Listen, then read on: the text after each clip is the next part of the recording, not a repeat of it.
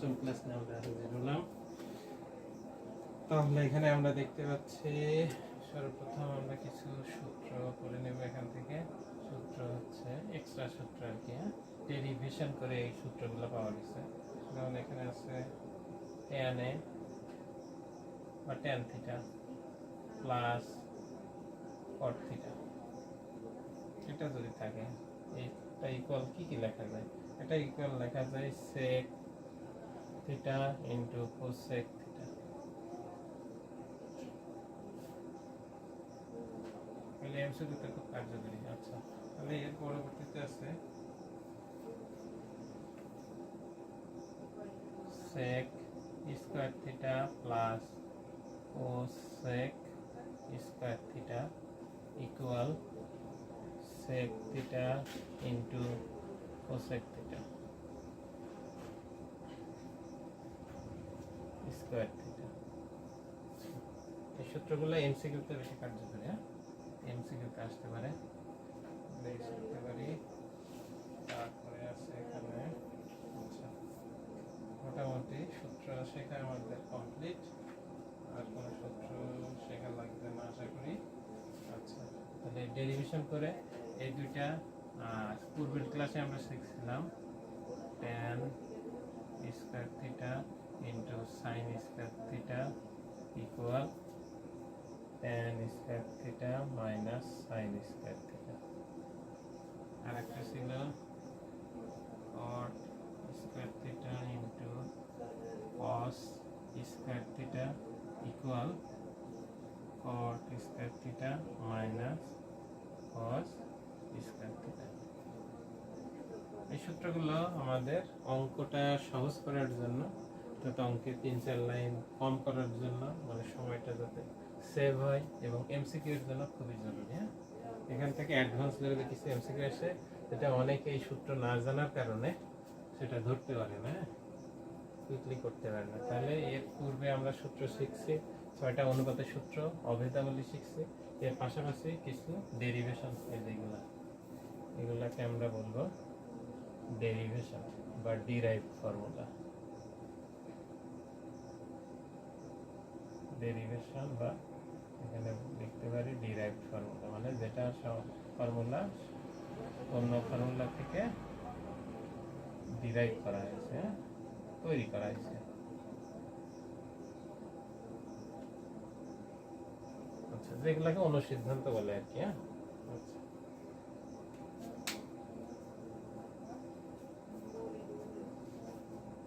আশা করি সূত্রগুলো আমরা ইউজ করতে পারবো সময় মতো। তো ভালোভাবে দেখে নিই, tan theta plus cot theta যদি থাকে তাহলে sec theta into cosec theta, sec square theta plus cosec square theta equal sec square theta into cosec square theta. আচ্ছা, tan square theta into sin square theta, সেটা তো এর আগে আমরা দেখছি।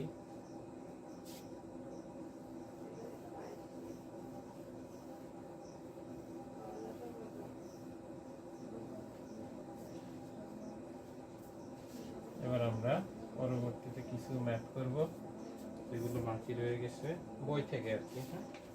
বইয়ের কিছু ম্যাথ করতেছি। আচ্ছা, এর আগে 14টা টাইপ শিখছি, 15 নম্বর অঙ্ক আর কি। টাইপ ভিত্তিক বলবো আমি। আচ্ছা, এখানে বলছে প্রমাণ করো যে tan a divided sec a plus 1 minus sec a minus 1 divided tan a equal 0। এটা প্রমাণ করতে হবে। তাহলে প্রমাণ যেহেতু 0 করতে হবে, তাহলে এটাকে আমি বাম পক্ষ ধরে নিব। আচ্ছা, তারপরে কি করবো আমি? দেখা যাচ্ছে এখানে tan কে কনভার্ট করলে cot বা cos বা sin এ আসা যায়। তাহলে চলক আমার ওইটা কমতেছে না, মানে tan কে সরাসরি sec এ আসা যায় না। এখন তোমরা বলবে স্যার আসা তো যায়, তো কখন আসা যায়? যখন এদের উপরে জোর পাওয়ার থাকবে। এর জোর পাওয়ার তো নাই। আচ্ছা, তাহলে কি করবো? লসাগু করে দেবো।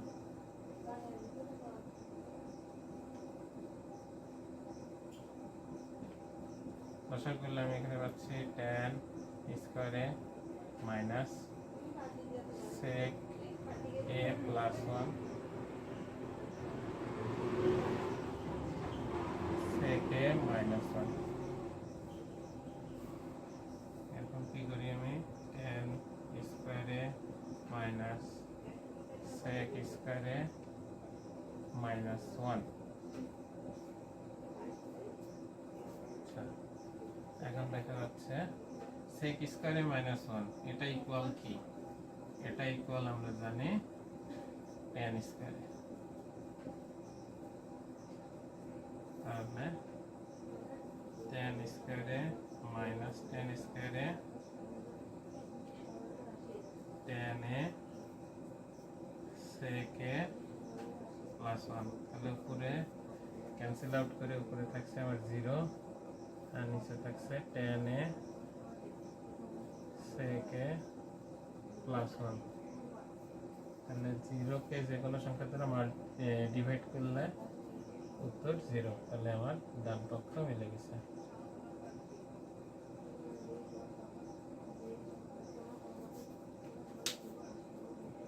আশা করি অঙ্কটা সহজ ছিল তোমাদের কাছে।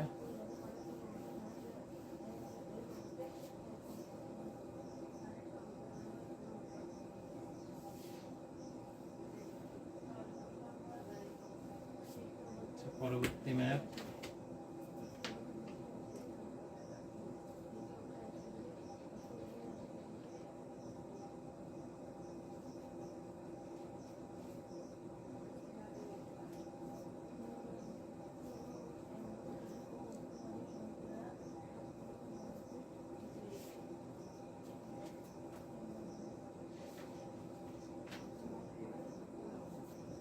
সংক্ষিপ্ত কিছু প্রশ্ন আছে এখানে। সংক্ষিপ্ত প্রশ্ন গুলো পরে করি আমরা।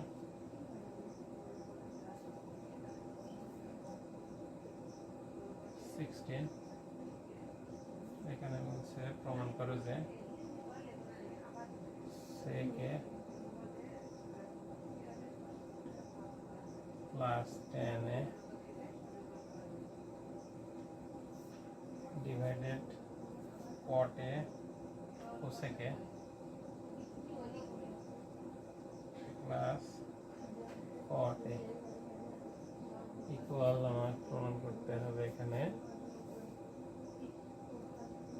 cosec a minus cot a divided sec a minus tan। ঠিক আছে, আচ্ছা তাহলে কিভাবে করা যায়? তাহলে অ্যাজ ইউজুয়াল এখানে আমি বাম পক্ষ লিখে নিচ্ছি, লিখে নিয়ে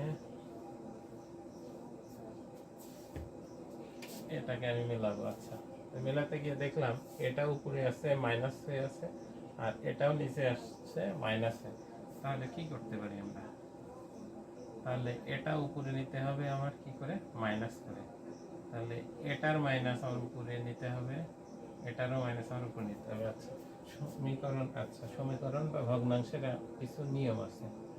আচ্ছা ভগ্নাংশের ক্ষেত্রে যে কৌশলগুলো অবলম্বন করা যায় এগুলো ইম্প্রোভাইজ করে আর কি। হ্যাঁ ঠিক আছে, নর্মাল নিয়মের মধ্যে এটা পড়ে না, কিছু এক্সেপশনাল রুলস আর কি। অনেকে নর্মালি আগে শিখে আসেনি বা নর্মাল ক্লাসে এগুলো শেখায় না বা বই প্রস্তুতিও নাই, আমরা একটু শিখি তারপরে। এ বি, আচ্ছা এখন যদি আমাকে বলে উপরে আমার, আচ্ছা এখানে এ প্লাস বি নেই, এখানে বি প্লাস সি নেই। এখন যদি বলে আমার উপরে দরকার প্রয়োজন হলো বি মাইনাস সি আর নিচের দরকার এ মাইনাস বি, আচ্ছা তখন আমি কি করতে পারি? এখানে আমি কিভাবে আনতে পারি, কিভাবে এখানে আমার আছে, অ্যালাউয়েন্স আছে বা ফ্রিডম আছে, সেটা কি এ প্লাস বি তো আমার আছে, এ মাইনাস বি এখানে আমি এখানে নিতে হবে এবং নিচেও নিতে হবে। কেন নিচে নিতে হবে? কারণ নিচে নেওয়ার জন্য শুধু যদি নিচে নেই তাহলে কি এটা আমার কোনো নিয়মের মধ্যে পড়লো? এটা কি আবার এই লাইনে কি ব্যাক দেওয়া যায়? এটা না লিখে, আর এটা লেখার কারণে এই দুইটা আমার কি, আমি যদি একটু ইমাজিন করি এই দুইটা আমি যদি ক্যান্সেল আউট করে দিই তাহলে আগের লাইনে আমি ব্যাক যেতে পারবো। ঠিক তেমন উপরে যদি বি মাইনাস সি নিতে চাই, এই বি মাইনাস সি নিচেও লিখতে হবে, ঠিক আছে, নিচেও গুণ অবস্থায় নিতে হবে। তাহলে উপরে যেটা যোগ অবস্থায় নেব এটা মানে লবে যেটা যোগ করবো হরেও সেটা যোগ করতে হবে, লবে যেটা বিয়োগ করবো হরেও সেটা বিয়োগ করতে হবে প্রয়োজন অনুসারে। আচ্ছা, তাহলে বোঝা গেছে আশা করি। লবে যেটা আমি লবকে ভাগ করবো হরকেও সেটা দ্বারা ভাগ করতে হবে। হ্যাঁ, এইরকম লব আর হরে একই রকম পরিবর্তন আনতে হবে। সমীকরণের ক্ষেত্রে ছিল কি বাম পাশে যে রকম পরিবর্তন আনবো ডান পাশে ওই একই রকম। নতুন কোনো সংখ্যা বা কোনো রাশি দ্বারা যদি গুণ ভাগ যোগ বিয়োগ করি তাহলে এটা এক পাশে করলে হবে না, উভয় পাশেই করতে হবে।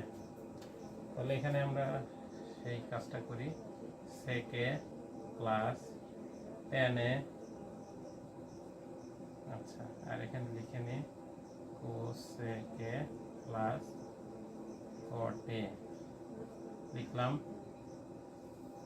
এখন কোসেকে মাইনাস কটে সেকে মাইনাস টেনে, এইটা সেকে মাইনাস টেনে, এটা আমার উপরেও গুণ করতে হবে নিচেও গুণ করতে হবে, সেকে মাইনাস টেনে যদি আমি নিচে আনতে চাই আর কি, তাহলে লব আর দুই জায়গায় আনতে হবে, এক জায়গায় আনলে হবে না।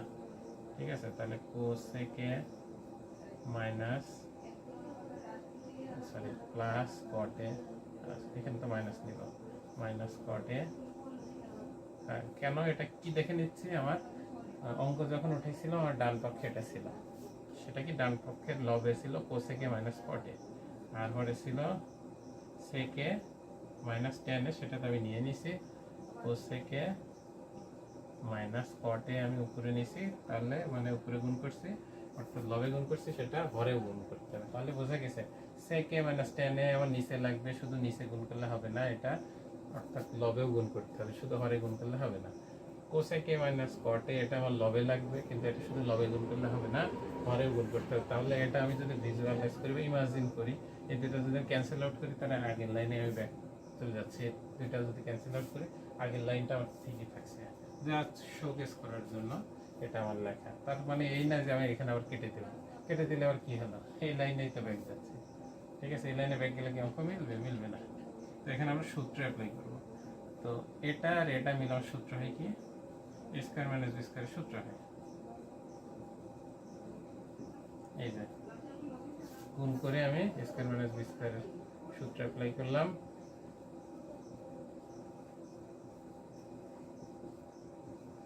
এখানেও আমি সূত্র করব, এই যে এটা আর এটা গুণ অবস্থায় আছে, তাহলে আমার সূত্র দাঁড়াচ্ছে কি কোসেক স্কয়ারে মাইনাস কট স্কয়ারে, আর থাকছে কি সেকে মাইনাস টেন এ।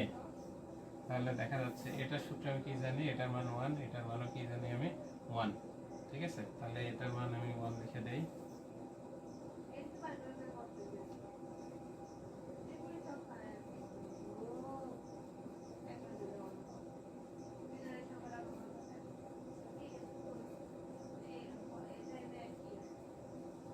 তাহলে 1 দ্বারা মাল্টিপ্লাই করলে এটাই থাকবে। তাহলে আশা করি বুঝতে পারছো আমার অঙ্ক মিলে গেছে। ডান পক্ষে যা চেয়েছিল সেই কাঙ্ক্ষিত রাশিটা আমি পেয়ে গেছি। ঠিক আছে, তাহলে এটা প্রমাণিত।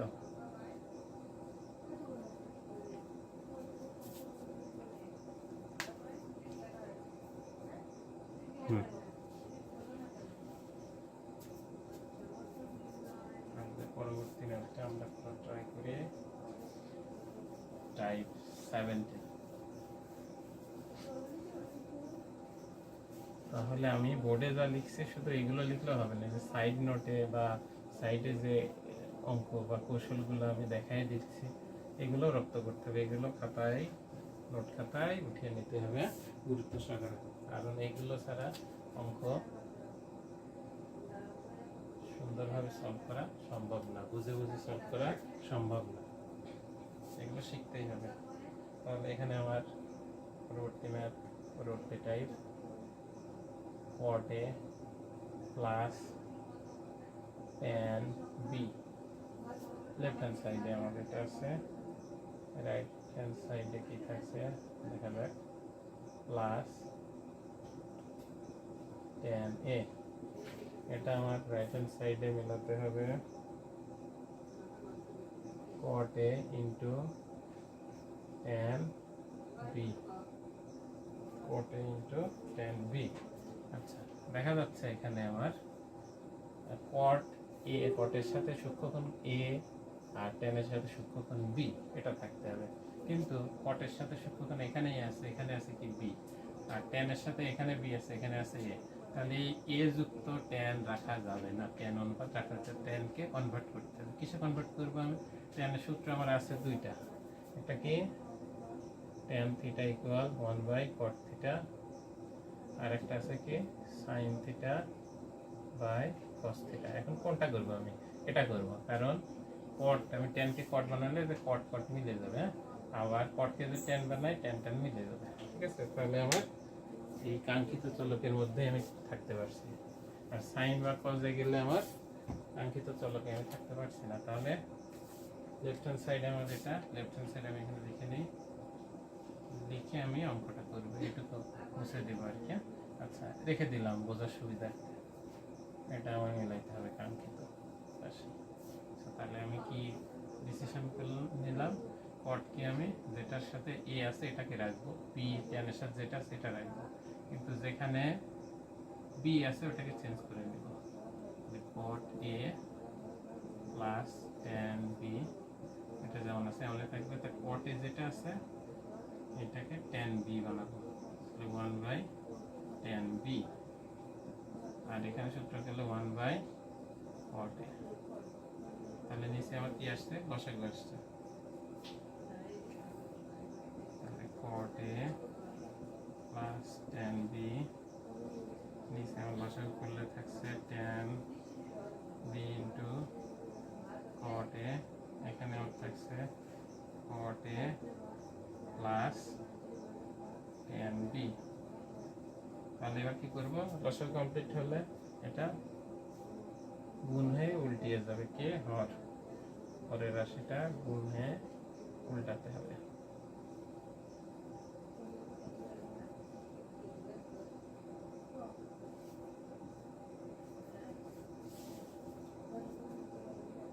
তাহলে tan b into cot a, এটা উপরে থাকলো, আর নিচে থাকছে cot a plus tan b। তাহলে দেখতে পাচ্ছি এটা লবে আর এটা হরে, তাহলে ক্যান্সেল আউট। তাহলে শুধু থাকছে, সাজিয়ে লিখি, cot a into tan b, ডান পক্ষ প্রমাণিত। সো ইজি, তাই না? শুধু এখানে যুক্তিটা ধরতে হবে। যুক্তিটা কি ছিল আমার? সূক্ষ্ম কোণ তো আমি চেঞ্জ করতে পারবো না, কিন্তু কোণের সামনে অনুপাতটা চেঞ্জ করবো। চেঞ্জ করবো আবার যে চলক দেওয়া আছে এই চলকের মধ্যেই আমি থাকবো, অন্য চলকে যাবো না, অন্য চলকে গেলে তো মিলবে না।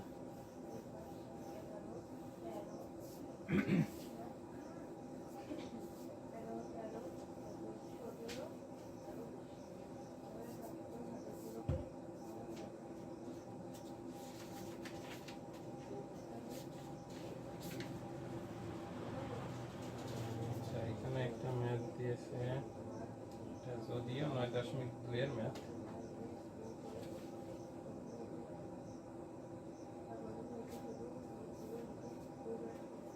এটা আমরা করতেছি না, 9.2 এর ম্যাথ যেহেতু। আচ্ছা, 9.1 এর ম্যাথ গুলো করবো। তাহলে 18 ছিল, এবার আমার 19 দেওয়া আছে cot a equal b by a। তাহলে আমার মান বের করতে বলছে। আচ্ছা, মান কিসের মান? a sin a, এটা প্রদত্ত রাশি আর কি, মাইনাস b cos a, নিচে থাকছে a sin a plus b cos a, এটা। আচ্ছা, তাহলে আমি এটার মান বের করতে বলছি। মানটা আমি এখান থেকে, যেহেতু রাশি একটা আছে, এখান থেকে কাজ করতে করতে আমি বের করতে পারবো। কারণ সাইনে কস এগুলোর মান তো এখানে দেওয়া না, অ্যাভেলেবেল না। তাহলে এটা করতে করতে মানে আমার ইম্প্রোভাইজ করতে করতে আমার কাঙ্ক্ষিত লাইনটা, এই রাশিটা আমার মেলাতে হবে। তাহলে এখানে কাজ করি। কটের সূত্র কি? কস এ বাই সাইন এ, আর এখানে থাকছে বি বাই এ। এখন একটা মজার বিষয় হলো কসের সাথে লাগবে কি বি, আর সাইনের সাথে গুণ করতে হবে কি আমার এ। কিন্তু এখানে হয়ে গেছে কি, যদি আমি আর গুণ করি তাহলে কসের সাথে এ গুণ হয়ে যাচ্ছে, সাইনের সাথে বি, কিন্তু সেটা করলে তো হবে না। হ্যাঁ, তাহলে আমার কি করতে হবে, এটা চেঞ্জ করে নিতে হবে। আচ্ছা, চেঞ্জ কিভাবে করি দেখো। আমার কসের সাথে কি লাগবে, কসের সাথে বি লাগবে। কসের সাথে আমি বি গুণ করি, তাহলে বি কস এ। সাইনের সাথে আমার লাগবে, তাহলে লিখবো এ সাইন এ লিখলাম। তাহলে এখানে আমি উপরে লবে বি গুণ করছি, হরে এ গুণ করছি। ঠিক একইভাবে আমার এখানে লবে বি গুণ করতে হবে, হরে এ গুণ করতে হবে। ঠিক আছে? আচ্ছা, দেখি ঠিক আছে কিনা।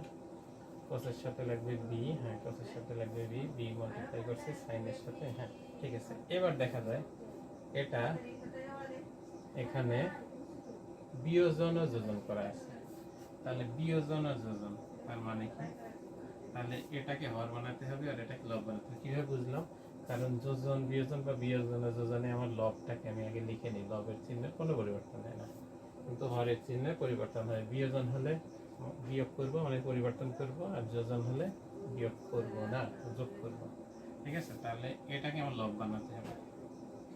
লব বানিয়ে নেই, তাহলে অর্থাৎ ব্যস্তকরণ করব। লব হর এরকম উপর নিচ করাকে, অর্থাৎ পরিবর্তন করা এবং এক্সচেঞ্জ করাকে ব্যস্তকরণ বলে গণিতের ভাষায়। এখানে ব্যস্তকরণ করে নিই, উপরে স্কয়ার নিচে বি স্কয়ার, এখানে লিখব ব্যস্তকরণ করে পাই।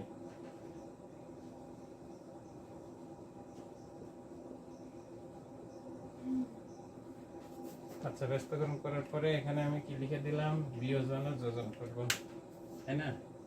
এটা আমরা দেখি ফ্লোটা বের করলাম, তাহলে বিয়োজন ও যোজন করি আমরা। তাহলে এখানে বিয়োজন করব, বিয়োজন ও যোজন বা যোজন বিয়োজন যেটাই বলি, বিয়োজন ও যোজন মানে বিয়োজনের কাজটা উপরে যোজনের কাজ নিচে, আর যোজন ও বিয়োজন মানে যোগের কাজটা উপরে বিয়োগের কাজটা নিচে। তাহলে এই দুটা ক্ষেত্রে আমি লবকে উপর আর নিচে লিখে নেব। লিখে নিলাম। এবার হরকে যে উপরে কি করতে হবে, বিয়োজন করতে হবে, মানে কি বিয়োগ করতে হবে, অর্থাৎ হরের চিহ্নের পরিবর্তন। হরের চিহ্ন ছিল প্লাস, উপরে হয়ে গেল মাইনাস, আর নিচে যোজন করতে হবে, অর্থাৎ হরের চিহ্ন কোনো পরিবর্তন করব না। এখানে যোজন বিয়োজন মানে কি আমি বারবার বলতেছি, এটা মাথায় রাখতে হবে। হ্যাঁ, যোজন করার মানে হচ্ছে হরের চিহ্ন পরিবর্তন করব না, বিয়োজন করার মানে হচ্ছে হরের চিহ্ন পরিবর্তন করব। তাহলে লবের চিহ্ন কিন্তু ফিক্সড, মানে সেম থাকছে, কোনো পরিবর্তন হচ্ছে না। ঠিক একইভাবে এখানে আমি লিখি এ স্কয়ার এ স্কয়ার, হ্যাঁ লিখলাম, এটা লব যেহেতু। এবার হরের চিহ্ন উপরে চেঞ্জ হয়ে যাবে যেহেতু বিয়োজন, আর নিচে যোজন, এই কারণে হরের চিহ্নে পরিবর্তন হবে না, হরের চিহ্ন সেম থাকবে। তাহলে আমার উত্তর বা অ্যান্সার পেয়ে গেলাম আমরা। ঠিক আছে, তাহলে এই রাশি আর এই রাশি মিলে গেছে, তাহলে এটার অ্যান্সার এটা। আশা করি গুরুত্বপূর্ণ একটা অঙ্ক ছিল, তোমরা বুঝতে পারছো। এই টেকনিকগুলো শুধু এই অঙ্কের জন্য না, আমরা 11.1 ম্যাথ করব, সেখানে ইউজ করবো। এই কথাগুলো মূলত ওই অধ্যায় থেকে আসছে, বীজগাণিতিক অনুপাতের অধ্যায় থেকে। যোজন বিয়োজন, বিয়োজন ও যোজন, একান্তরকরণ, ব্যস্তকরণ, এই কথাগুলো বীজগাণিতিক অনুপাত সম্পর্কিত বিভিন্ন প্রক্রিয়া। আচ্ছা,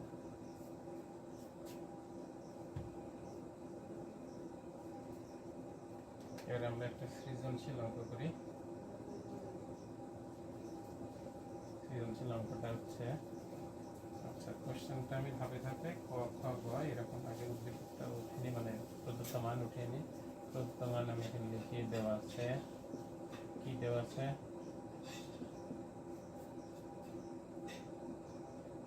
cosec A minus cot A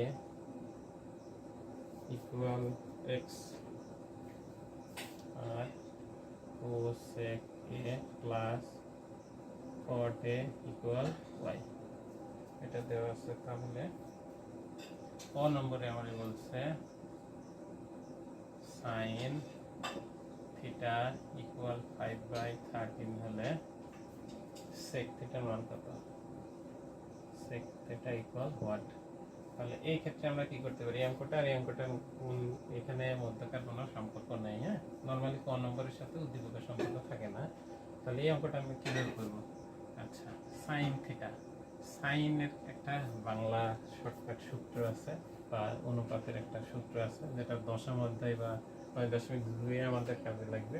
sign থিটার সূত্রটা এমন কেন?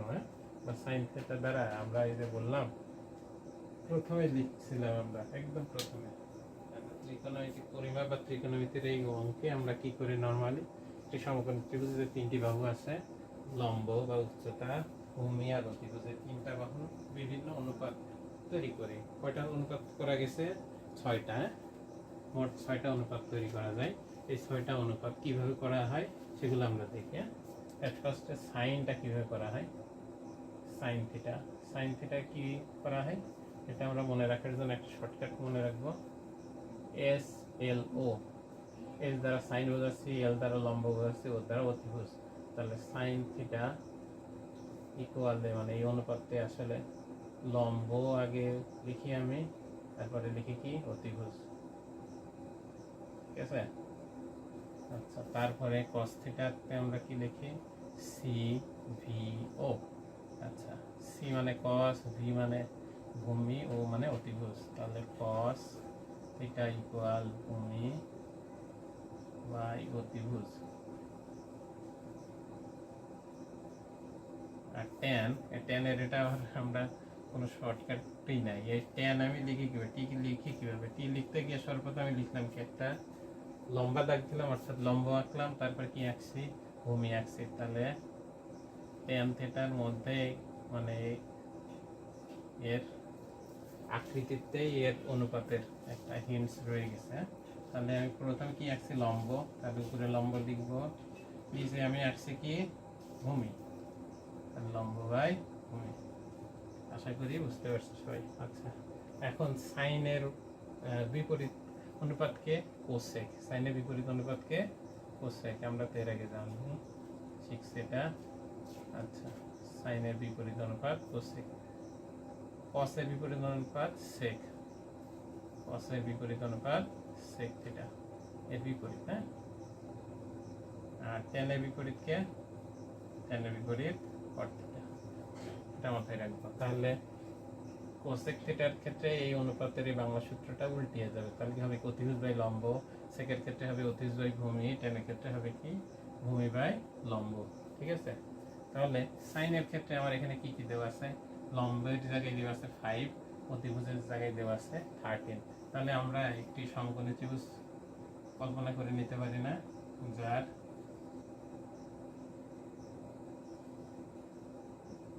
অতিভুজ 13, লম্ব 5। তাহলে ভূমির মানটা আমি জানি না। হ্যাঁ, ভূমির মানটা বের করে নিলেই আমার সেকের ক্ষেত্রে কি বাংলা সূত্রটা কি আছে, এই অতিভুজটা উপরে যাবে, ভূমিটা নিচে আসবে। তাহলে ভূমির মান আমার অবশ্যই জরুরি। তাহলে পিথাগোরাসের উপপাদ্য অনুসারে আমি ভূমির সূত্রটা শিখছি। ভূমির সূত্র কি, √, অতিভুজ স্কয়ার, এই অতিভুজকে অতি লিখলাম, মাইনাস লম্ব স্কয়ার। এখন দেখো অতিভুজের মান আমি এখানে পেয়ে গেছি, অতিভুজের মান 13 স্কয়ার মাইনাস লম্বের স্কয়ার মান হচ্ছে 5 স্কয়ার।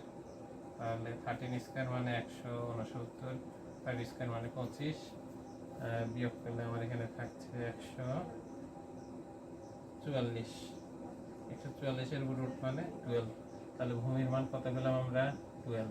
তাহলে এখান থেকে আমরা সেক থিটার মান বের করতে পারবো না। হ্যাঁ, তাহলে সেক থিটা ইকুয়াল আমার হচ্ছে কি, কি লিখলাম, অতিভুজ বাই ভূমি, অতিভুজ বাই ভূমি। তাহলে অতিভুজের মান আমি কত পেয়েছি, 13, ভূমির মান কত, 12, এটাই आंसर। তাহলে এই লাইনের পরে আমি এই অংশটা করে দেব, তাহলে আমি কাঙ্ক্ষিত উত্তরটা পেয়ে যাবো। আশা করি বুঝতে পারছো। আচ্ছা, এবার খ নম্বরটা উদ্দীপক সম্পর্কিত, উদ্দীপকের সাথে মিল আছে।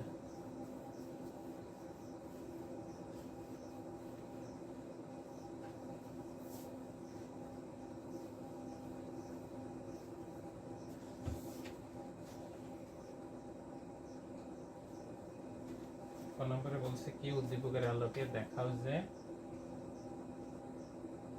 কি দেখাতে বলছে, sec a equal 1 plus x square 1 minus x square. তাহলে এখান থেকে আমরা একটি ইঙ্গিত পাচ্ছি। ইঙ্গিত কি, এখানে কি ঘটনা ঘটছে, এই দেখো, এই যে এক্স এর কি কি ঘটনা ঘটছে। এক্স কে প্রথমে স্কোয়ার করা হয়েছে, তারপরে এক্স কে এক্স স্কোয়ার কে নিচে রাখা হয়েছে। কেন নিচে রাখা হয়েছে বুঝলাম, কারণ এখানে 1 কে লব হিসেবে দেখানো হয়েছে। আচ্ছা, তাহলে এখানে ব্যস্তকরণ হবে। তাহলে প্রথমে কি করব, বর্গ। তাহলে এই লাইনে আমি কি করব, এই এক্স এর পরিবর্তন দেখলেই আমার বোঝা যায়, ঠিক আছে। তারপরে কি করা হয়েছে, ব্যস্তকরণ। আচ্ছা, ব্যস্তকরণ। তারপরে কি করা হচ্ছে, এই যে উপরে প্লাস আর নিচে কি মাইনাস, এক্স স্কোয়ার কে উপরে প্লাস করা হচ্ছে, নিচে মাইনাস। তাহলে হর কি উপরে প্লাস নিচে মাইনাস এর অর্থ হচ্ছে এখানে যোজন বিয়োজন হবে। তাহলে এই তিনটা লাইন যদি এই যে উদ্দীপকের প্রদত্ত মানের এই রাশিটার কে যদি তিনটা পরিবর্তন আমি করতে পারি, তিনটা প্রক্রিয়া যদি অ্যাপ্লাই করতে পারি, তাহলে আমি কাঙ্ক্ষিত উত্তরটা পেয়ে যাব, ঠিক আছে। আশা করি এটা তোমরা নিজেরাই করতে সমর্থ হবে। আচ্ছা,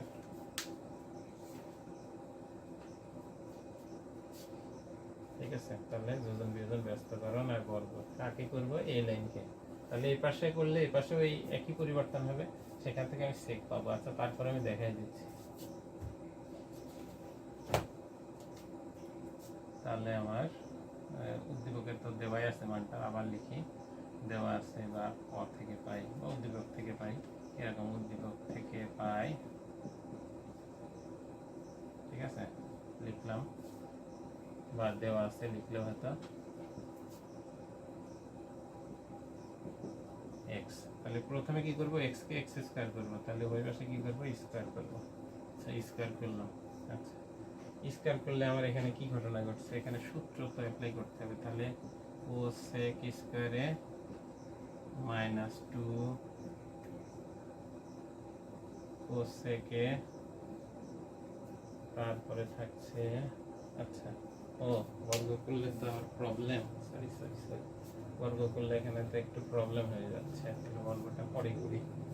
সর্বপ্রথম এখানে সূত্র করলে তো অন্য একটা রাশি চলে আসতেছে। তাহলে কোসেকে সূত্র করি আমরা এখানে, বর্গটা একটু পরে করি, এটা একটু মডিফাই করে নিতে হবে। তাহলে কোসেকের সূত্র আমরা কি জানি, 1/sin a, আর কটের সূত্র জানি কি, cos a/sin a। আচ্ছা, এটা কেন করলাম, কারণ এখানে আমার চলকগুলো মোটামুটি সেম আছে। লসাগু করে নিলে আমার অঙ্কটা একটু ছোট হয়ে আসবে। আর ওইটার ক্ষেত্রে কি হতো, অঙ্কটা আরো বড় হয়ে যাচ্ছে। তা অঙ্কটা বড় করলে তো আমার তো মেলাতে হবে শুধু সেকে, একটা চলকে আসতে হবে, মানে ছোটোর দিকে যেতে হবে, সম্প্রসারিত করলে তো হবে না। তাহলে এখানে সাইনে এখানে থাকছে 1 minus cos a equal x। এখন আমি করব কি, ওই পাশে স্কয়ার বর্গ করে দেব, এই যে বর্গ করে দিলাম প্রত্যেকটা রাশির উপরে, মানে এক পাশে বন্টন করে দিলাম, কারণ ভাগ চিহ্ন আছে, বর্গটা তো বন্টন হয়েই যাবে। তাহলে কি, আমার এই সাইনকে এবার কস পরিণত করতে পারবো, কারণ এই যে স্কয়ার আসছে, স্কয়ার আসলে অভেদের সূত্র আমি ইউজ করতে পারবো। আচ্ছা, এই যে সাইনকে আমি লিখতে পারি 1 মাইনাস কস স্কয়ারে। এ পাশে তো আমার কোনো কাজ হচ্ছে না। তাহলে এর পরবর্তী লাইন আমি কি লিখতে পারি, এর নিচে সূত্র করবো 1 মাইনাস cos a উপরে স্কয়ার, নিচে আমার সূত্র আছে 1 plus cos a 1 minus cos a। এর পাশে এমনই থাকছে as usual। তাহলে এটা দ্বারা এটাকে থাকলে আমার থাকছে 1 মাইনাস cos a, তাহলে উপরে থাকছে 1 মাইনাস cos a, নিচে থাকছে 1 প্লাস cos a। এইবার আমি ব্যস্তকরণ করে নিব। ব্যস্তকরণ করলে 1 plus cos a 1 minus cos a, ব্যস্তকরণ করলে পুরো 1 নিচে x স্কয়ার। এবার কি করতে হবে, এবার উদ্দীপকের যেটা চাইছে আর কি, মানে সরি অঙ্কের উত্তরে রাশিটা চাইছে প্লাস করতে হবে x স্কয়ার, তার মানে কি যোজন বিয়োজন করতে হবে। যোজন বিয়োজন করে দেখি, যে যোজন বিয়োজন করলে আমি লবকে যে খেয়াল করতে হবে কতবার যোজন বিয়োজন শিখতে হবে। লবকে অ্যাজ ইউজুয়াল লিখে দিব, লিখলাম।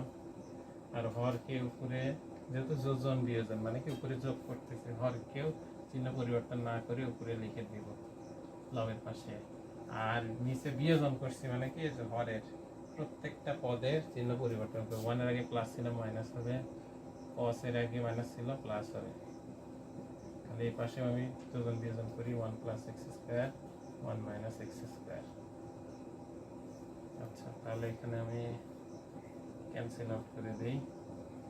তাহলে এখানে থাকছে বিষয়টা 2, নিচে থাকতে 2 cos a, এখানে থাকলো 1 plus x square 1 minus x square. তাহলে 2 মাল্টিপ্লাই কাটাকাটি করলে উপরে 1 থাকে, 1 বাই cos এর সূত্র কি আমি জানি, সেকে মিলে গেছে।